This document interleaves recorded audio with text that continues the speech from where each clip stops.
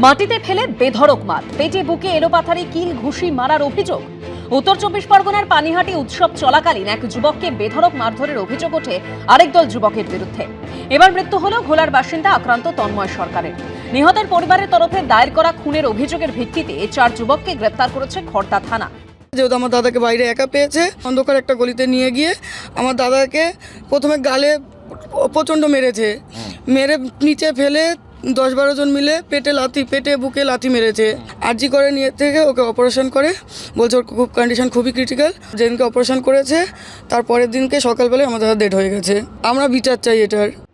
গত রবিবার পানিহাটি উৎসবে গান করতে এসেছিলেন সঙ্গীত শিল্পী অঙ্কিত তিওয়ারি। পরিবারের অভিযোগ, সেই অনুষ্ঠান চলাকালীন নাচানাচি নিয়ে তন্ময় সরকারের সঙ্গে বচসা হয় কয়েকজন যুবকের। সেখানে দুপক্ষের মধ্যে শুরু হয় একপ্রস্থ বচসা, হাতাহাতি। কিন্তু কিছুক্ষণের জন্য সে পরিস্থিতি নিয়ন্ত্রণ করা গেলেও পরিবারের অভিযোগ, তার কিছুক্ষণ পরই মাঠ ছেড়ে বেরোলে তন্ময়কে ঘিরে ধরে ওই যুবকের দল। মাঠের পাশের অন্ধকার গলিতে নিয়ে গিয়ে তাকে বেধড়ক মারধর করা হয়।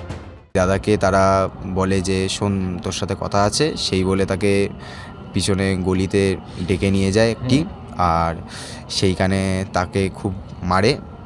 আর তারপর আমরা তাকে, যখন সে আসে বাড়িতে, খুব অবস্থা খারাপ হয়, হসপিটালে নিয়ে যাই। 3 দিনেই হয়েছে। আমরা চাই এর বিচার হোক। সেই অবস্থায় বাড়িতে ফিরলেও পরবর্তীকালে শরীর খারাপ হতে শুরু করে তাঁর। প্রথমে তাকে পানিহাটি স্টেট জেনারেল হাসপাতাল ও সেখান থেকে কামারহাটি সাগর দত্ত মেডিকেল কলেজ হাসপাতালে নিয়ে যাওয়া হয়। শারীরিক অবস্থার অবনতি হওয়ায় শেষমেশ আরজিকর মেডিকেল ও হাসপাতালে স্থানান্তরিত করা হয় তাঁকে। সেখানেই বৃহস্পতিবার রাতে মৃত্যুর কোলে ঢলে পড়েন তিনি। গোটা ঘটনায় তৃণমূলের বিরুদ্ধে সুর চড়িয়েছে বিজেপি।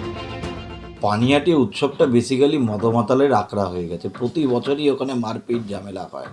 আর এই সরকার, তৃণমূল সরকার, যুব সমাজকে এত প্রশ্রয় দিয়ে দিয়েছে যে কোনো ক্রাইম করার আগে দুবার চিন্তা ভাবনা করছে না।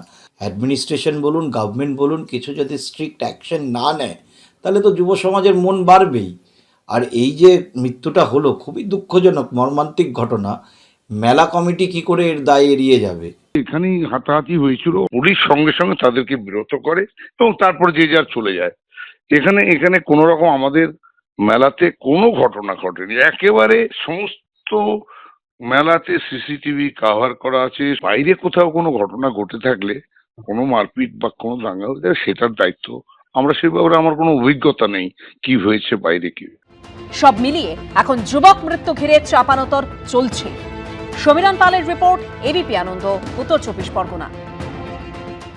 এবিপি আনন্দ, এগিয়ে থাকে, এগিয়ে রাখে।